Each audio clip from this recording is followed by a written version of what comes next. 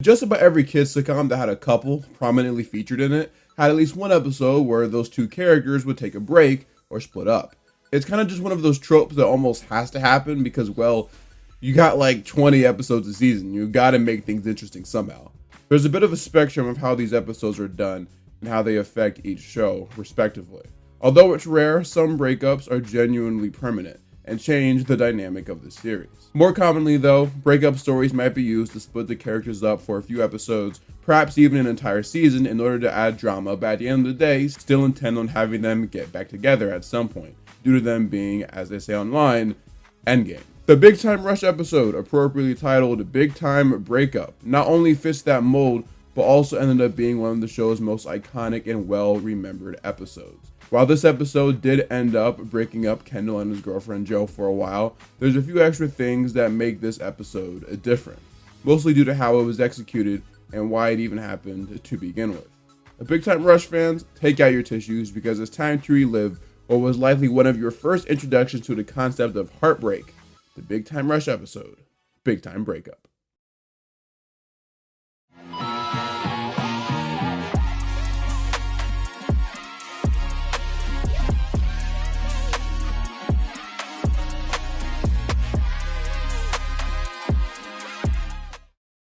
Up next, Big Time Rush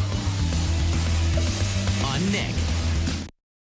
The Big Time Breakup premiered on Nickelodeon on June 25th, 2011. You know this was a special episode because Nick advertised it 2 weeks before it actually aired. They were truly treating this as an event episode.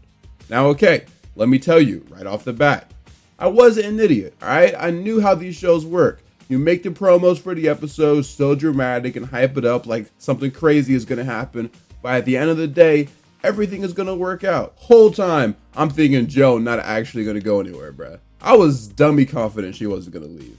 I even placed a couple bets on DraftKings.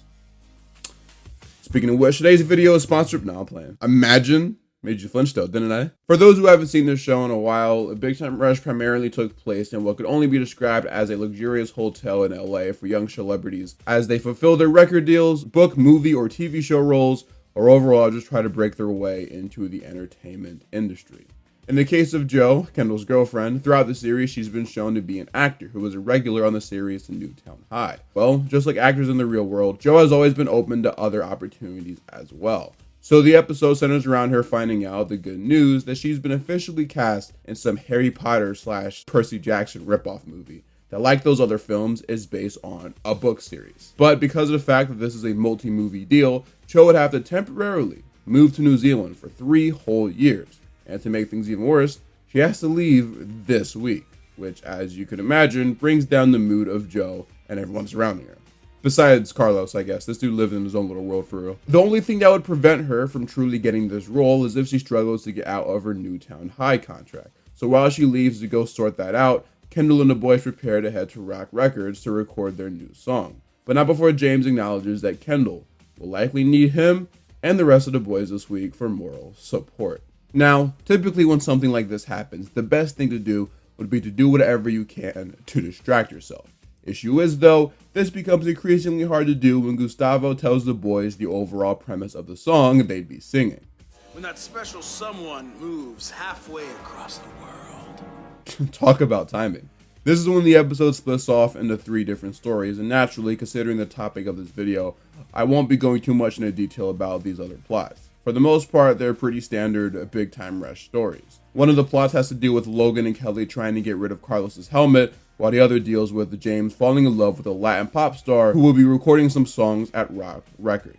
Kendall meets Joe in the lobby and finds out that she apparently can't get out of her contract, meaning she won't be doing the movie. She says that she isn't too bummed though, because the alternative isn't that bad. I love being on Newtown High, and I love Say it.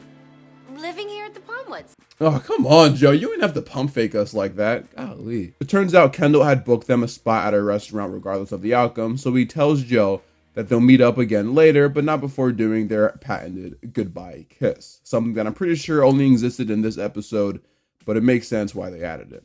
One thing that I always appreciated about this show was how they could have easily made Katie, Kendall's sister, the stereotypical evil little sibling that's always up to something and wreaking havoc. Like Megan, or to some extent Gabe.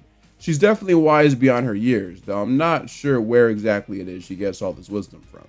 But regardless, like she does commonly, she kind of just spawns out of nowhere to offer Kendall some words of guidance. She tells him pretty bluntly that Joe is 100% lying, and even has the evidence to support it. Somehow, she has access to Joe's contract, and in said contract it states that legally, she is 100% able to do other projects if one is offered to her. Being oblivious, Kendall asks her why she would do such a thing, and Katie says it's simple. She did it for him. I mean, is Kendall stupid or something? I know he's not Logan or anything, but still. Another reason why Katie is one of the best characters on this show is because the writers made sure not to make her too smart. Despite Katie doing a good job in IDing the problem, how she suggests Kendall solves it shows her youth. Katie says that Kendall can solve this problem by getting Joe to break up with him. That way she doesn't feel like she has to stay and do the movie just for him. And the best way to do that is by being disgusting. At least according to Katie. So later at the restaurant that Kendall booked, we see that he's fully embodied the attire of an amateur mechanic who just got off of work. On top of that, he's following Katie's advice and starts acting gross and juvenile. Joe's had enough of Kendall's behavior and decides to unload the truth about how she got clearance to get out of her contract, but then lied earlier. You'd think this is when Kendall would soften up, but I think he's gotten a little too into character now. He gives Joe two options. She either does the movie or breaks up with him. And considering how Kendall has been acting lately, it doesn't take a genius to figure out which one she chose. What? No goodbye kiss? Miss me?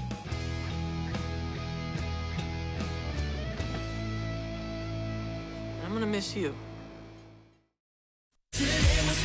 You're watching Big Time Rush. We'll be right back. You're watching Big Time Rush on Nick. Now back to the show. Katie tries her best to cheer up Kendall. She even brings in a clown. And Mumbo the Clown! Sorry, reflex whenever I see a clown. I've already gone through like 8 different laptops trying to get through the amazing digital circus. The good news is though, Kendall gets a visit from someone a lot better than a clown. Joe comes in and gives Kendall a goodbye kiss, saying that she never got the chance to do one last night. She also adds that after some thinking, she realized what he was trying to do, which caused her change in heart. Kendall says though that she can't pass this up, considering opportunities like this only come once in a lifetime. But Joe rebuttals that by saying that maybe guys like Kendall only come once in a lifetime. You with me, right? Just okay. Thanks, man. All right, we're good, man. I appreciate it. Then Joe talks to the studio herself and confirms that she's going to accept their offer and sign on to do the film, thus leaving Kendall and Joe about one day to spend time together and do whatever they want. But instead of doing anything grand or fancy, they decide to just stick to the basics and lay on a blanket underneath the sunlight. Next day rolls around and Kendall walks Joe to her limo to say their final goodbyes. Joe's driver informs her that they're running late, and so they're going to have to wrap things up. So the two embrace, and Kendall opens the door for her, and Joe begins her ride to the airport.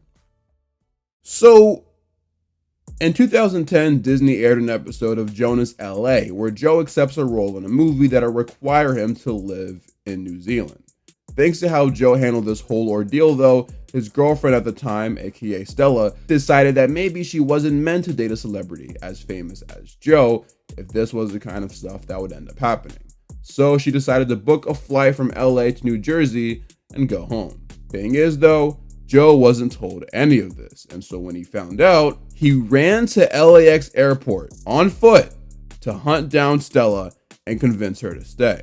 Well, these two shows were pretty similar in purpose and structure, and they played similar roles within their respective networks. So as a result, comparisons were naturally made. I don't personally believe that either were really trying to copy each other, but I couldn't not bring up how similar this Big Time Rush episode is to that episode of Jonas.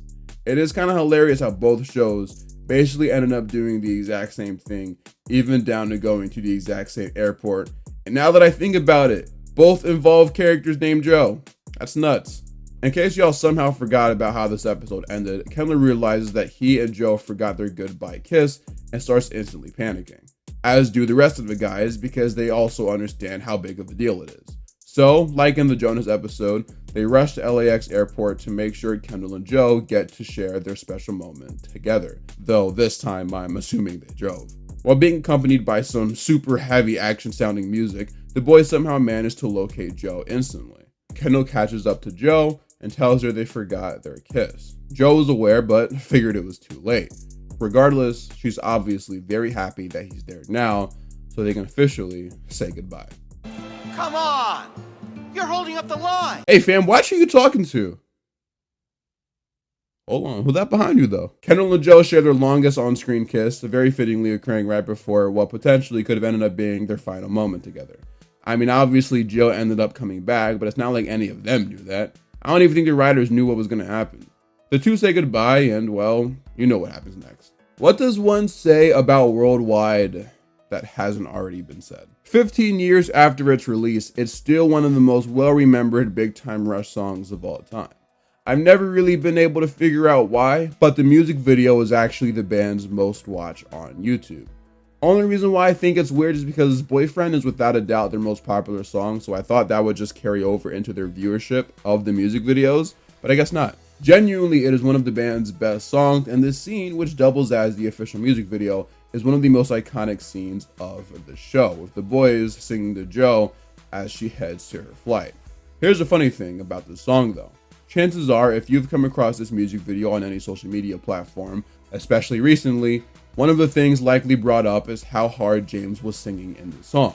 And don't get me wrong, I think James has always been the strongest voice of the group, at least when it comes to just pure power. To be honest with you though, it wasn't just him. Oddly enough, every other member of the band has a more prominent role in this song than Kendall, the dude who low-key probably should have sang this one solo.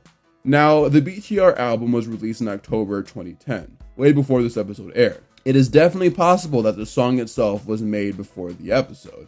Then they just came up with a story to support it.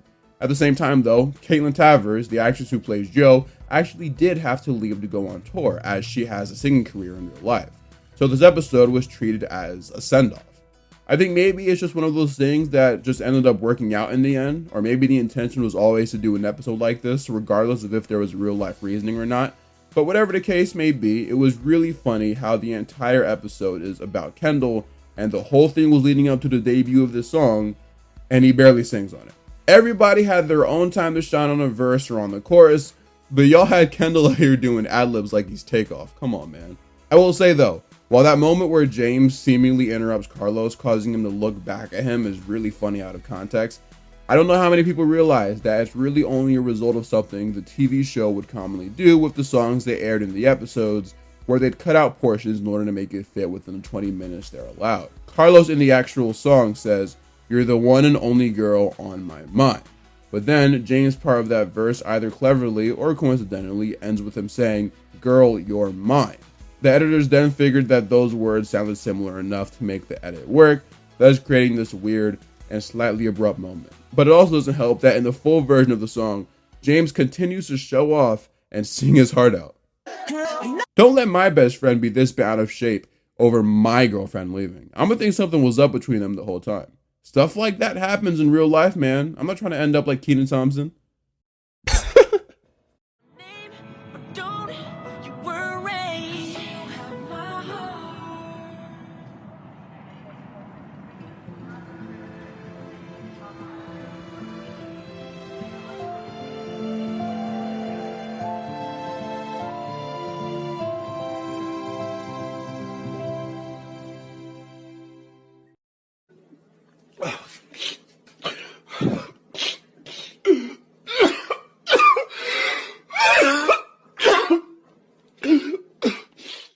Big Time Breakup, for good reason, is one of the most well-remembered episodes of the series.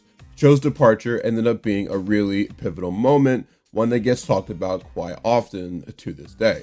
For starters, one thing I've always liked about this show is that as cartoony and wild as it gets, it usually locks in whenever they have to tell more dramatic or even romantic stories. I'd even argue that BTR does romance better than 99% of other kids' TV shows. And I say that as someone that doesn't even care that much about that aspect. Part of it is the acting and me being able to buy these characters as a couple, but a lot of it is the time truly spent trying to craft a cohesive story. Time that I feel other TV shows just don't do.